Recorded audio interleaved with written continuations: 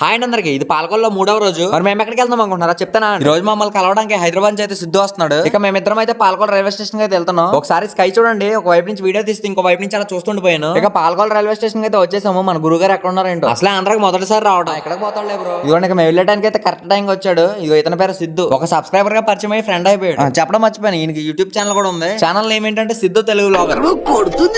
మీకు కూడా అలాగే అనిపించిందా? అయితే చెప్తాను. మరి మన ఛానల్ ఇన్స్పిరేషన్ కింద తీసుకుని సిద్ధు బ్రో కూడా సిద్ధు తెలుగు వ్లాగర్ అని పెట్టేశాడు. ఇదిగోండి, ఆ బ్లూ జీన్స్ షర్ట్ వేసుకున్న గురుగారు అయితే ఇక సడన్ గా నన్ను చూసేసరికి ఇదంతా కళా నిజం అనుకున్నాడంట. ఇదంతా కూడా నాకు ఇంటికి వచ్చినారు చెప్పాడు. ఇక డైరెక్ట్ పాలకొల్ నుంచి పడతాడికైతే వచ్చేస్తున్నాం. ఇదే లాస్ట్ వీడియో. ఇంకెక్కడతో పాలకొల్ సిరీస్ అయితే కంప్లీట్ అయిపోయింది. ఇంకా సిద్ధు బ్రో అయితే ఇంకా టిఫిన్ చేయలేదు. మేము వెళ్ళడానికి అయితే కొంచెం టైం పడుతుంది. ఇంకా పడతాడికైతే వచ్చేసాము. మనోడైతే ఇంకో పక్కన అయితే యూట్యూబ్ ఇంట్రో కొట్టేస్తున్నాడు. Welcome welcome. ఇక తర్వాత అయితే లంచ్ టైం అయితే అయిపోయింది. హైదరాబాద్ లో రోజు చికెన్ మటన్ తినేసి ఇక్కడ కూడా రొటీన్ గా చికెన్ మటన్ ఏం తింటాడని మమ్మీని ఆంధ్ర స్టైల్లో క్రాబ్స్ కర్రీ వండమని చెప్పాను. అది కూడా మంటపెత్తలతో వండమని చెప్పాను. ఇందులో 3 రకాల పచ్చళ్ళు, ఉసిరికాయ, ములక్కాడ, ఆవకాయ. వీళ్ళైతే తృప్తిగా తిన్నారు. వీడియో నచ్చితే లైక్ చేయండి, మర్చిపోద్దు.